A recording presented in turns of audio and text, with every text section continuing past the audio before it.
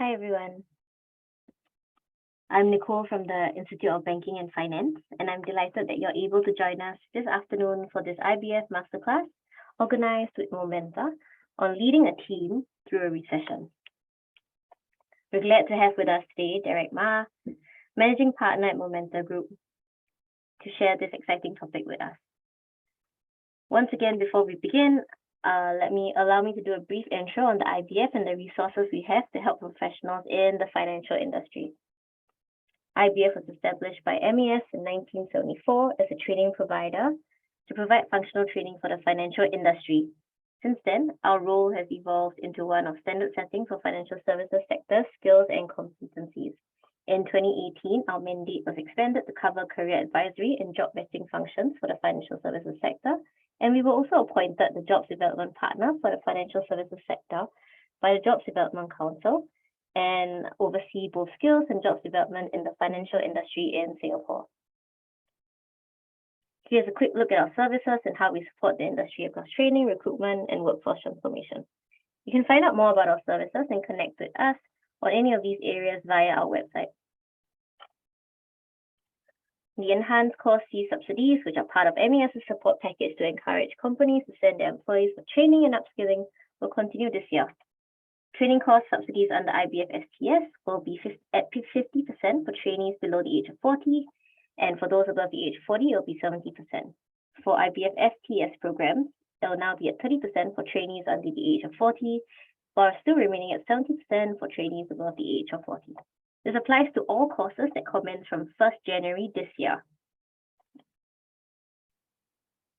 You can also find a list of eligible training programs on the IBF Program Finder on our website, and we will also be supplementing commercial training with free webinars such as this. And that concludes my short intro. Let me just hand the time over to Derek. Over to you. Thank you for that, Nicole. Hello, everyone. Welcome. I'm just going to get my screen sorted. And it is an honor to be invited back to be sharing a masterclass with you all of the IBF friends. Again, I'm representing Momenta and Ken Blanchard Singapore. So many of you will know Momenta trainings. You'll probably have interacted with or been trained by our group CEO, Carl Tong. So I represent both companies here today. And again, thank you for having me back. I am ready to do a masterclass. My interpretation of the word of masterclass is that I'm going to give you some high-level framework on leadership. You will be given a lot of resources, a lot of articles and research to really back up all of the concepts here today. And I guarantee you, if you apply some of these things today, it will significantly impact your leadership. So just by way of introduction, yes, my name is Derek. That is my real haircut. I have no more hair. It's by choice, by the way. Many people ask. I am the managing partner, one of the managing partners here in the leadership practice at Momenta Group. I now represent Ken Blanchard and the country manager for Singapore. I historically come from the nonprofit sector as well as being an executive coach since 2011. And I've been corporate training with MMC since 2018. So I take a very strong coach approach to not only the trainings, but webinars like this. So I will be asking a lot of reflection and application questions, which is my style in terms of running these webinars. I also have two boys, 14 and 8. So my goal whenever I plan these things is to keep their attention, because have you ever tried to keep the attention of a 14-year-old or an 8-year-old? It is a challenge. So every time that I do these things, as long as I can keep them awake, not that I did it for them, they would not like it if I did this for them, but I will do my best to engage you all at a high energetic level. Basic overview of today's session. We're going to define the real issue. We're going to talk about what does it really mean that we're going through a recession and how to lead a team. Also, we're going to take a quick poll to talk about what are we actually dealing with here on the call. Then we're going to talk about a leadership response to these situations. I'm going to very quickly go over the Ken Blanchard's leadership ecosystem as a way of further development and training. And then I will leave time at the end for questions. Don't worry, we will definitely have time. So we'll have a good hour together and we'll see how it goes. Now, before we really get into it, I want to define the real issue that we're talking about. Alvin Tan, who's the Singapore Minister for State and Trade and Industry here in Singapore, in the middle of the year last year, he said, look, when it comes to recession, I don't expect a recession for Singapore. Singapore has done a lot of things in trade, and their economy has done really well to ensure that they're not going to hit an actual technical recession. However, we all know that Singapore is impacted by the major economies around the world, and especially in the region. And we know that there's recession heading ahead for many of these regions. Now, IMF chief Christina Georgieva said last year, 2022 is going to be tough. And by extension, this year as well. Why? Because US, EU, and China are all slowing down simultaneously. Right? That means all of these major economies are going to impact Singapore, even though Singapore itself is not heading towards a recession. And even just a few days ago, with regarding the release of the budget, Alvin Tan said, look, Singapore's inflation outlook is dependent on both external and domestic factors. And he mentioned again, global inflation is a huge thing.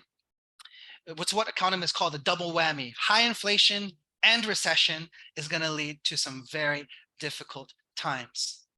But when we talk about what's happening in the world today, we don't just talk about recession. Why? Because even amongst the phrases that Alvin Tan was talking about, and many people in your industry, they talk about inflation, not just recession, right? Reuters recently put out an article that says the worst is yet to come regarding global inflation. And that means everyday prices for goods and services. I arrived in Singapore in July 2021, and just in the last 18 months, I've seen hawker center prices increases, rent in price increase, sales tax increase. It's been quite a wild ride to see the change in what's just happened in just 18 months. But that's not all, right? Because we've just been through, thank the Lord, we're through it, but we're going through a recession. Through the pandemic. But we still do not yet know the full impact of the pandemic on things like mental health, and especially for children. So if you are a parent here, we do not know the full extent of the pandemic in terms of all the things that we went through for the last few years. And then we have this phenomenon that has been really gaining a lot of traction, this quiet quitting concept, where people are not giving they're basically doing the very minimum of effort just to deliver what they have to in these times. But also, take a look at Singapore itself. Today Online did a poll of hundreds of workers in Singapore, and they found that Singapore ranked second most overworked cities in the world. This factored things like time inside the office and other things that balance out through work life. Singapore is the second most overworked city. Today Online also did another survey for hundreds of workers in Singapore, and over 50% said, and this is last year, over 50% said they don't even know if they're going to stay in their job in the next 6 months, and we're actively looking for another job. So you have all of these different factors, and when we're talking about what issues are your team members facing. And it's really interesting because we saw last year also this great resignation, or some outlets were calling it the great reshuffling. I think there was an article in HBR that said, but just yesterday, Forbes put out a study that said 80% of people who resigned and changed jobs during the great resignation time, during the pandemic, 80% have regrets. And of that 80%, over half are trying to find their old job. They're trying to go back to their old job. So you may have people who are not engaged, who are quiet quitting. You may have people dealing with mental health issues or worried about their kids. People are worried about prices, worried about their investment portfolio. We're not just dealing with one issue. It's actually many, many things. And so how do we know what we're dealing with when we're talking about our teams? Well, I'd also like to know what we're dealing with right here with our people on this call right now. So I'm going to ask you to do a Zoom poll. It's going to be quite simple. So if I could ask the host to post, there's 2 simple questions to see what's your outlook as your organization. What's your outlook for the year? Is it going to be worse than 2022, same as, or better than? And then what issues are your team members currently dealing with that you know of, that you think they're dealing with? Are they dealing with inflation? Are they dealing with mental health? You can click more than one. So just very quickly, just take the poll, just 2 clicks or a few clicks, and then we'll see what we're dealing with. So when was the last time we did a Zoom poll, right? I didn't want to do Mentimeter or all that kind of stuff because I have limited time. What's your organization's outlook for 2023? And then what issues do you think your team members are currently dealing with? All right, we're going to see the results in a second. I'm going to encourage you just to click that, and then we're going to see exactly what we're dealing with here for all the participants on this call. So I'll give you an example. For our organization, we are leadership training organization, Momenta Group, and we are looking to increase, and we're looking to grow in this year in light of everything that's going on. I would say some of the stuff that we're dealing with for us is mental health. It's tough, work-life balance for sure. All right, so let's see some results here.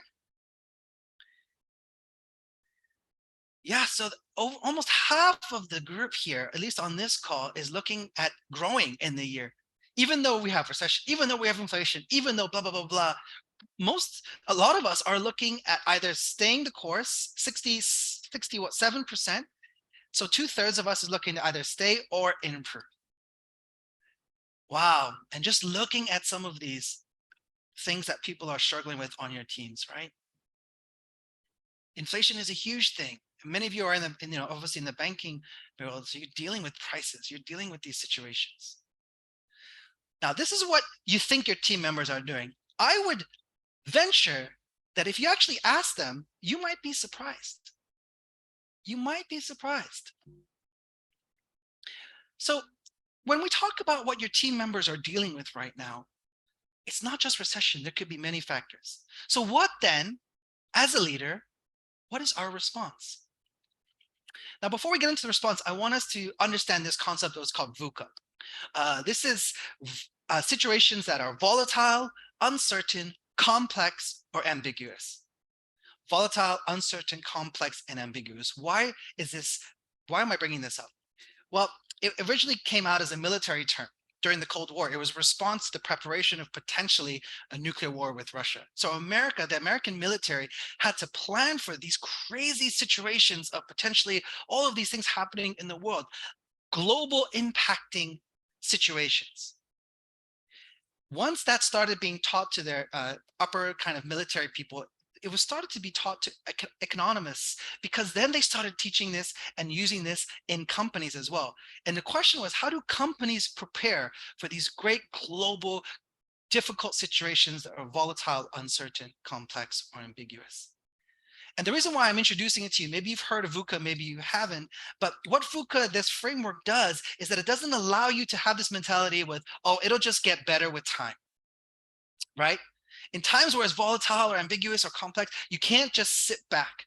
You've got to have a strategy. And so this understanding that there's volatility and there's complexity in the world means that we need to have a strategic response. So the question that I have for you as a leader, what is your strategic response to the world right now and for your team members? The reason why I say this is because managers and team leaders a lot of times are constantly tempted to either just avoid it. I'm not going to talk about it. It's just kind of put your fingers in your ear and go, la, la, la, la, la, just keep going, BAU, do the same thing. Or they just try to work harder, not necessarily deal with the situation, just do more. Do more what? Then you get overwhelmed, burnt out. Today, I'm going to introduce to you a potential framework which you can use with your team immediately. And that is based a lot on VUCA military and economists kind of studies on VUCA situations, but also I've really streamlined it for a way to easily remember and utilize. Again, this is a masterclass. What I'm giving you is a framework that could be typically a 3 to 6 months coaching engagement for senior leaders, or it could be a half day, a full day leadership workshop. I'm going to give it to you in 40 minutes. So it is going to be a lot, but bear with me. This is a masterclass, so I'm going to assume you're all with me. Communicate, demonstrate, innovate, educate, appreciate.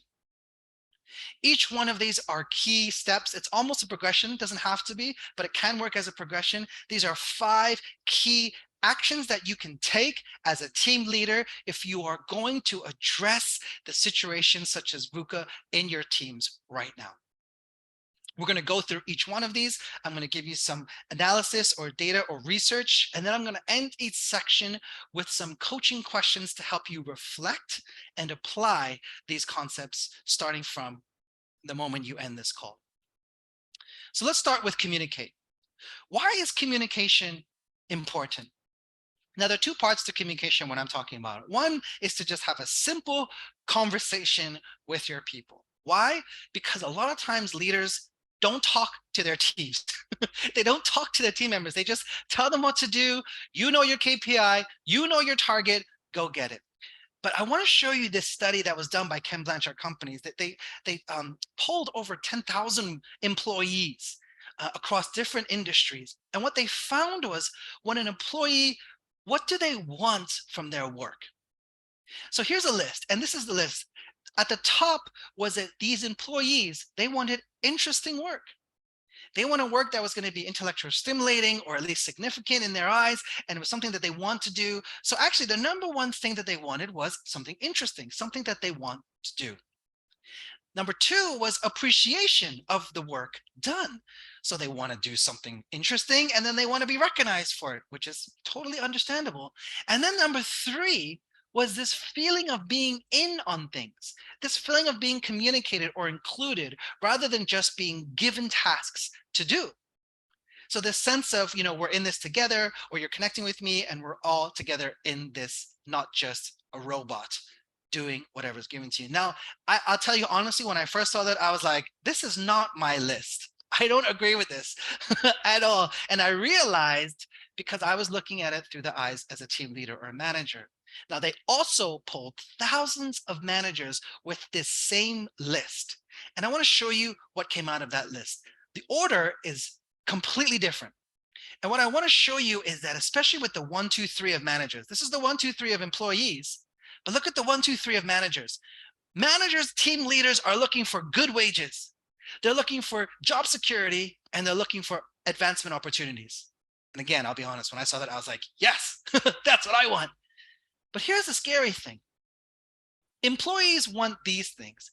Managers want something completely different. And so there could be a really big disconnect. Because look, the top thing that employees want is number 5 on the manager's list. Appreciation is number 8. And the third most important thing of feeling on being in on things is absolutely last for a manager. So what am I trying to say? I'm trying to say that if you do not communicate and have a 2-way conversation, asking them, what do they feel? What do they want? What are they going through? Communicating back with them. Then you can truly understand what they need and what they want. Because if you just use your framework or your lens and lead how you think they want, you may be prioritizing things that isn't actually a priority for them. That's why communication with your team members is so important. Now, the other aspect of communication is communicating vision. During times of VUCA, times of recession, times of difficulty, what is consistently shared in all of the research and the articles out there, and just through anecdotal evidence from leaders, is clear, concise communication with your team members help during times of trouble. Now, I'm going to give you a framework for how you can do this kind of communication. One is context, vision, direction, impact. It's a progression. Context, vision, direction, impact. Basically, what you're communicating is the what, where, how, and why is our response as an organization. So let me give you an example. Why start with context? Well, you have to frame the issue. And not just that, frame the impact that it's having on our organization. And if you're leading a team, talk about how it's impacting your team. Give them the real picture. Why? Because sometimes employees don't understand or don't appreciate exactly what is happening. It's not necessarily about numbers, because that's kind of it's just a number on a screen, but talk to them about what's actually happening to the company and the team. That could be, especially times like right now, it could be quite depressing. But immediately follow that with, okay, this is a situation, but now this is where we're going. Cast your vision, communicate it. Tell me where we are going as an organization and as a team. Don't just tell me about KPIs. Tell me, what does the KPIs bring? And you must speak beyond terms of profits or market share. Why should I care about these KPIs? Then you talk about, that's where we're going. Then you immediately shift to how we're going to get there. Talk about what you're going to achieve, how you're going to achieve these things. What are we going to do differently? What new products, what new functions, or if there are risk factors or if there's sacrifice, be candid. It's going to take layoffs. It's going to take budget cuts, whatever. Be candid. And the last step is what a lot of leaders don't do. Talk about the impact on them and the impact that they are having. Talk about how their specific role is part and going to impact the greater picture for the organization and the team to get where we need to go. When you have that type of conversation, your team members will, one, they'll feel more included in the conversation and the solution. They'll feel recognized and they'll be in the know. It will increase engagement and they'll actually want to do it rather than quiet quit or ignore it, right? Again, you want to talk about what's going on. What is the situation? Then tell them, this is where we're going. This is how we're going to get there. And this is why you are important to achieve this goal. When I had this conversation with my leader, it helped me understand I'm part of a bigger picture. I'm part of a bigger team. And it made me feel ownership of the solution rather than thinking I'm just a worker and a cog in this system. Now, don't take my advice. Fast Company put out an article just last month. They interviewed 14 CEOs, many of them from the tech sector, but they interviewed 14 CEOs and 8 of them said that communication was crucial, using phrases like communicate, be transparent, connect, or listen, right? So these CEOs are saying communicate. If you're a team leader, you've got to engage your people. Don't just sit behind an email or even a WhatsApp. You know, how much are you actually spending time and sitting down with your people? Next, this is a reflection question for communicate. How can you better communicate the what, where, how, and why to your team members? Another reflection question is, what type and frequency of communication would be best for your team members? Not best for you, what would be best for your team members? I think if I were to be honest, when I do coaching with leaders, some of your team members would really value a meal or face-to-face, but you're too busy. I want to encourage you maybe to spend some time communicating vision to your team. Next in the framework is demonstrate. Embody the desired response in close proximity to your team members. Teach them by showing and doing, not just telling. Show them the attitude, show them the work style, show them the commitment, show them the sacrifice. Don't just expect it and then you just sit back on your desk or you just talk to your clients and you just work on your KPIs. You got to demonstrate for your team. Let me show you this amazing example that just came out last week, right?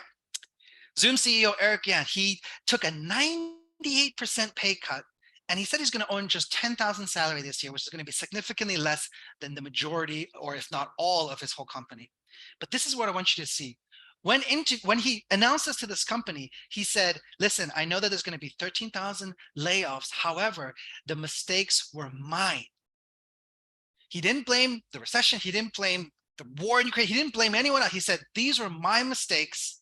And I want to show you my accountability in actions, not just words. Now, you hear spattering of here and there. Some, executives are foregoing their bonus, but this is pretty extreme. But I love the phrasing that he said. He wasn't afraid to say, it's my mistake, I own it, but I'm going to sacrifice. Of course, it's sad that they lost 1,300 workers, but if you imagine you are a Zoom worker and you look at your CEO and you're talking to him, you know that he took a 98% pay cut and he blames himself and he's taking responsibility. You will have respect for that Zoom CEO. How are you demonstrating the response, the sacrifice, the commitment that you want from your team members. How are you demonstrating it? So that's a reflection question. What key values do I need to model to my team? And here's a stronger coaching question for you. What is your key value add to your team members that require your proximity? Just yesterday, I sat in a sales meeting with my group CEO, Carl Tong. He's a master at sales. And he was like, he helped me and helped our whole team get like a strategy that previously wasn't as effective as it could be in just 1 hour. So he knows his value add. I want to ask you, what is your value add? And if you don't know, talk to someone, talk to your leader, talk to a coach, because you need to know when you're sitting down with your team members, how are you adding to them? Next, innovate. Be open to new potentials, new possibilities. Now, of course, there's the potential of you offering new products in terms of innovation. I'm not sure, but it's really interesting because there was a kind of slow burn towards working from home. But then over the pandemic, we just kind of supercharged this work from home concept. How important is this? Now, Citrix is a cloud computing major company, multinational. They did a survey about how things are going to move and how things are moving towards this new way of work, this innovative way of working. They said soon, within the next decade, 88% of workers are going to look for complete flexibility. Right? So no office hours. They're going to look for complete flexibility. Now, I don't think we are there yet in Singapore. But it's very interesting how this is becoming increasingly important. What type of flexibility do I have? For those of you who are not flexible in your leadership, not flexible in your understanding of how to do stuff, I want to encourage you during a time of situations, during these times, do you have an innovative mindset, a flexible learning mindset, or do you have a closed mindset where you are like, no, I'm just going to keep doing what I've always done? I want to share this study that Gallup did. And the reason why I'm sharing this with you is because if you just lead how you want to lead or how you think is working, you have to recognize that there's going to be nuances for the different generations on your team. Now, this doesn't apply if everyone is the same age on your team, but I guarantee most, if not all of your teams are multi-generation. So look, I want to highlight this to you. These are employees broken up by generation. What are their priorities? What are they looking for in an employer? Gen X and baby boomers are similar, right? They're looking for ethical leadership. They're looking for an organization that cares about the well-being. And thirdly, they want the organization to be financially stable, right? That makes sense. The older generations, ethical, well-being, and they want financially stable. However, once you get to the millennials, things start to change. The financial stability for a company is not necessarily on the top three. You're seeing that tons with the world of startups and all this kind of stuff. Millennials, Gen Zs, they're much more willing to take those risks. However, what's interesting is that the 1 and 2 has flip-flopped. From young millennials, Gen Zs, and older millennials, they want well-being as a number one thing from their employers. Second is ethical leadership. But then what's interesting now is that you see young millennials, they want diversity and inclusion to be more important than ever before. I would say for baby boomers, this wasn't even on the list, but now it's third most important for the Gen Zs. But the older millennials, they want transparent and open leadership. So all this to say is we are seeing different desires and wants from generations on your team. So you're not going to be able to have one size fits all in terms of your strategy for your team, especially if they are different ages. Now, in the past, we would just kind of go, whatever, these young people, they just need to do whatever I tell them to do. They need to earn their time, which is a very kind of Asian approach. But the fact of the matter is Gen Zs and millennials now make up 40%, 46% of the workforce. And obviously, every year it grows and grows. So reflection questions for innovation. When can I conduct? Oh, and if you want to innovate, this is an exercise which I highly, highly recommend. I was introduced to this by our group CEO, Carl Tong. I've seen him do it with he led a senior team for a multinational, but he also did this with our own team. Delete, decrease, increase, or add. Simple words, but man, when you put everything that you're doing in terms of selling products, your strategies, anything that you're doing, it is such a great way to really see the whole canvas of the offerings of your company. When can I conduct a DDIA? Similar would be a SWOT analysis, whether you've done one or not, but with your team. And not just products or services, but maybe you talk about how is our team culture? What do we need to do as a team? And then a more personal question would be, what is preventing you personally from innovation? What is preventing you personally from innovation? Let's move on. Fourthly is educate, right? So it's communicate, demonstrate, innovate, and educate. And when I talk about educate, we're talking really about upskilling and doing trainings.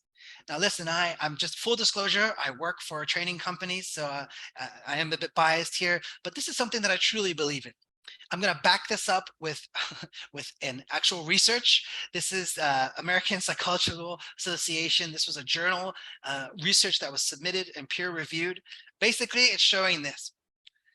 Training improves engagement, retention, and leads to increased productivity. This particular study, though, studied companies that chose to train during recessions. And they followed them that the ones that chose to train during recession, most notably the Great Recession, they had a faster profit growth after recession compared to ones that didn't. Why do I say this? Because when budgets are tight, when recession comes, one of the first budget lines to disappear is training. And that might not be what I'm trying to present to you based on this research, is that might not be the best long-term solution. And I believe that the Singapore government believes this truly, because they put a ton of money into subsidizing training in this country, which is amazing as a country. This is why we want to introduce to you today Ken Blanchard's SL2. Why? Because this is a leadership framework. It is based on the simple but profound concept that different situations require different leadership styles. Like I just said, when you're dealing with people with different ages, they might have different desires or priorities in the style of which you are leading. You need to be able to flex your leadership style. Yes, it is one of the older ones, but it is the most widely taught leadership model in the world. 2/3 of all Fortune 500 companies use this. And we know for a fact that this right now, this leadership framework, when utilized, increases a leader's capabilities to connect and impact and get positive results from their team members.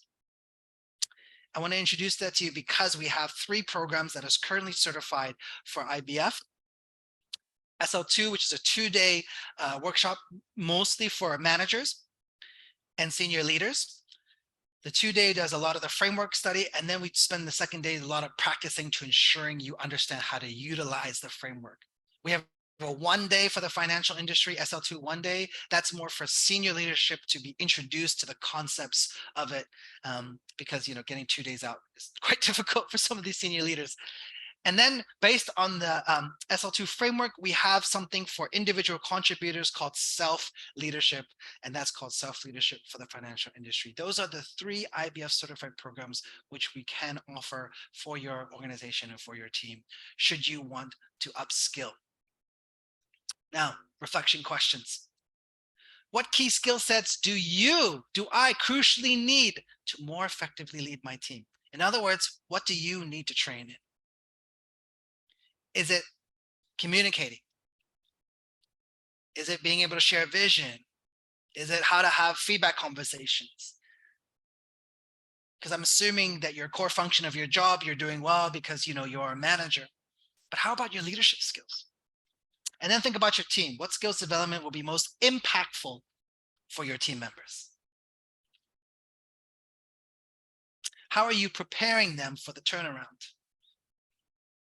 When you train them, you will increase retention, increase engagement, and you are preparing them for the turnaround. So how are you preparing your people? Last is this: appreciate. And I know when I bring this to executives and leaders, they all kind of roll their eyes. But I want to encourage you. Why? Because we know that positive reinforcement is significantly more impactful and productive than criticism. There was a study done in 2015 there was an HBO article on it. Says they actually did a study on work cultures that were positive, that focused more on positive reinforcement, that did more celebration, that leaned away from criticism or threatening, the kind of like, you don't make targets, then you get fired type of high stress, very cutthroat work cultures. And they prove in that research that a positive work culture is more productive. Using some of that research, there was a joint article done by the International Coaching Federation and HBR, and the ex-CEO, Magdalena Mook, says this, and I love this quote: "Good leaders quickly learn that acknowledgement is one of the greatest positive motivators, and it's an important tool to help team members overcome uncertainty." That's the key phrase because of the world today. How are you going to help them overcome uncertainty? Acknowledgement. And she goes on to say this: recognition need not be elaborate or expensive. It just needs to be authentic and deserved, right? You can't get away with an email saying, "Great job, everybody. Keep up the good work." It's not authentic and not really deserved for everybody on the email list. I'm exaggerating, but you don't need to spend money. It doesn't need to be crazy difficult. It just needs to be authentic, and it just needs to be based in reality, deserved. And some of you, and I'm only just beginning to learn more about the Singapore education system and how it works here, but man, we could do some more positive reinforcement in this place. Reflection questions for appreciation. How can I best show and share my appreciation to my team members? Show and share. I specifically use those phrases so that you can show, but then also share with them. How can you tell them? In proximity, meaning that you sit down, preferably face to face, not through Zoom, not over email, not even through WhatsApp. How can you do it face to face? And then here's another question for you to reflect on. What can I do to cultivate a positive environment in my team? What can I do to cultivate a positive environment on my team? Now, I know that there's some senior leaders on here and there are team leaders here, and I know you're thinking, do I really need to do this? The answer is no. You don't need to do this at all. In fact, you don't need to do any of this. But if you are thinking, how could I increase the impact of my leadership? How could I better lead my team? This could be a very easy, low-hanging fruit. When was the last time as a team leader or senior leader, you went and took someone aside and said, you know what, I appreciate you for this exact work that you've done? Maybe that's never been done to you. Maybe you're not comfortable doing it, but I guarantee you, if you start to try this, it will be very impactful for some of your teammates. Again, doesn't need to be elaborate, doesn't need to be expensive, just needs to be authentic. So those are the key frameworks. Now, again, I told you this could be a 3-month coaching engagement with senior leaders. I gave you a lot to think about, but this is a masterclass. I'm going to introduce to you a few of our solutions, and then I'm going to wrap this up so that we can have some time for questions. Okay, and I'll come back to the framework, but I wanted to show you, when it comes to this upskilling concept, we, as Ken Blanchard, that's on the left there, that's the SL2 framework. Those are the two programs that are certified by IBF, which is SL2 and SELF. Other things, and we have a lot of solutions, but these ones are specific to some of the things that I shared here today in this masterclass. Team leadership is all about using the SL2 framework, which is more about a one-to-one interaction. This is a one-to-many. How do we do this with a whole team? Then when it comes to people becoming new managers, being promoted out of being an individual contributor, we have management essentials, which basically gives them skill sets on how to lead other people, especially what type of conversations are you going to have. And then we have coaching essentials, which is a coaching framework and to help people have practice and how to have these coaching conversations, especially giving feedback. Some people go through difficult conversations at work. Maybe they have a high pressure situations or maybe low trust. We have two solutions. One is called building trust, which is quite important in today's age. How do you build that rapport? How do you build that ability to connect when, or maybe trust has been broken in an organization? We have building trust. Maybe you have people who don't necessarily know how to communicate well, which is happening a lot more in our social media world today. People aren't necessarily experienced or skillful at having good conversations. That's why we have conversational capacity. And for all of our CEOs, senior leaders, and directors here, how good are you at communicating vision to your people?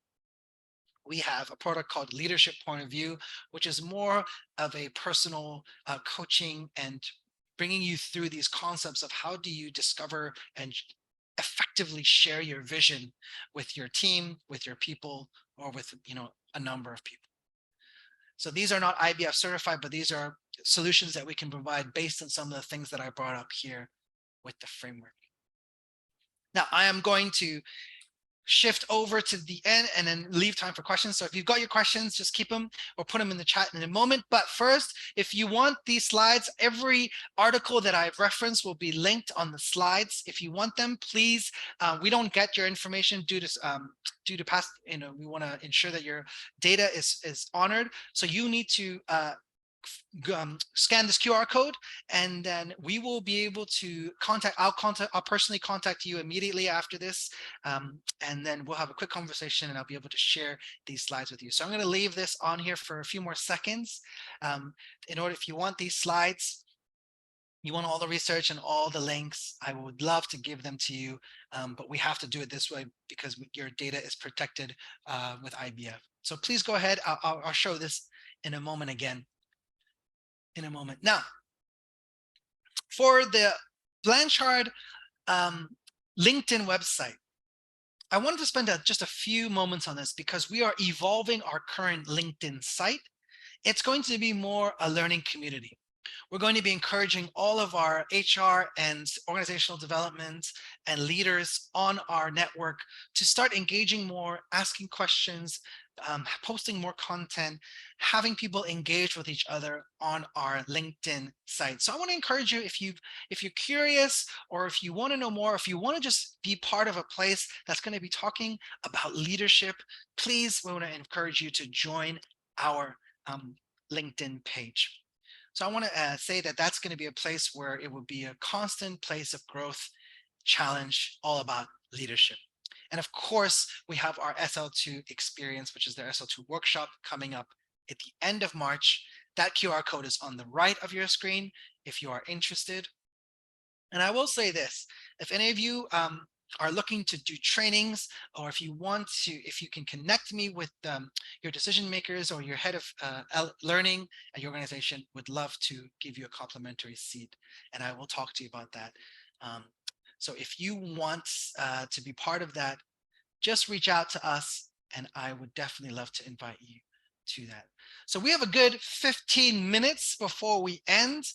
And I want to put this framework back here, and up on the right here, that QR code is, again, if you want these slides or if you want to talk further, that's the QR code for your information. Now, I want to encourage you just to drop any questions in on the chat so that we can have some engagement here, or you can unmute. It's up to you. Actually, I don't even know if you can unmute. Go ahead and drop the questions there, and I will just share this again with you, which is the framework that I'm presenting to you to lead your teams, not just through recessions, but through VUCA times, is to communicate, demonstrate, innovate, educate, and appreciate your teams. You do all of these, and I guarantee you, your leadership will increase and improve immediately. How do you do that? It's going to be a bit of a journey, but I would love to answer any questions that you may have. So let's hear any questions. If you have, go ahead and chuck them in the chat. And I'd love to just see how you would want to throw questions at me.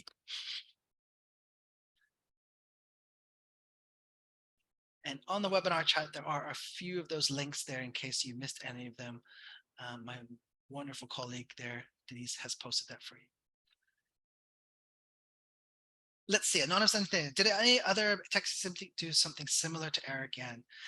Yes, I've seen, so for example, I think it was Apple's board forego their bonuses, right? Some have done this, but what Eric Yan did was quite extreme. And I think more than the act was his communication, his saying,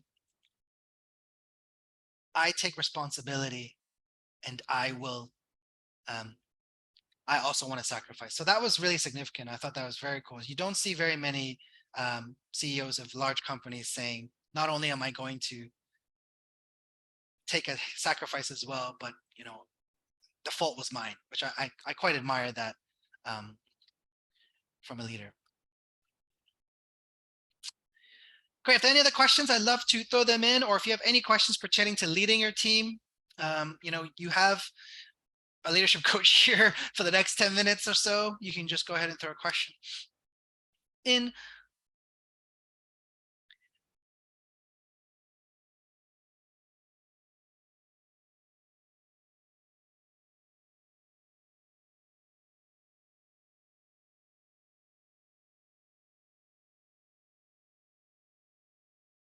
All right. Well, then I am just going to, okay, here's a question. Okay. Share your course slide. Let me go back. What does that mean? Okay. So one of the things that came up just in the last few days regarding leadership and working through times is effort, the intention. Just doing anything will be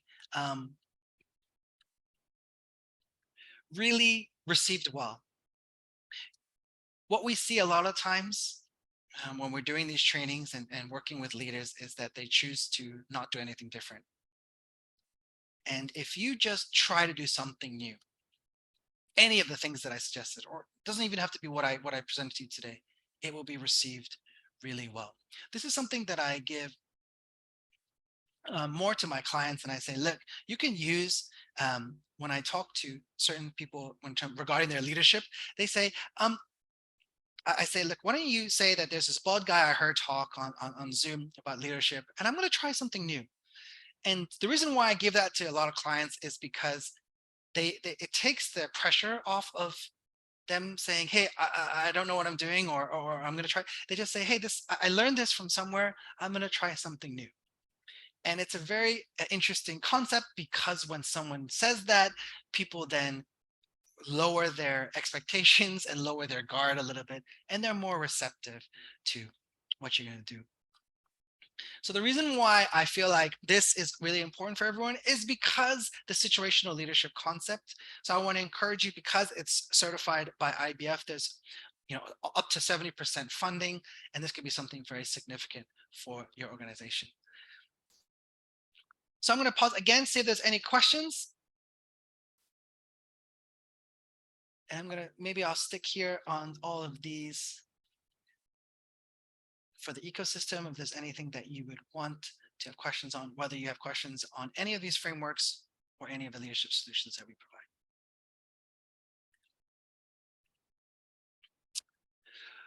Great. So I am done.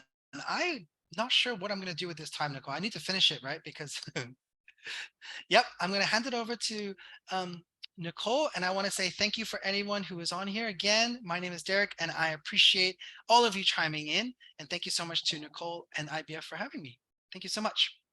All right. Thank you very much, Derek, and thank you, Momenta, for this exciting session. If you have any questions, we will be sharing Momenta's contact that will be sent out with the COA, the Certificate of Attendance, that will be sent out within 7 working days. All right. All right. If you'd like to stay connected with IBF, or you can scan the QR codes here to join our Telegram group or website, or you can join our mailing list to get upcoming events sent right to your inbox. All right. That's all the time we have today. Thank you very much. See you again soon.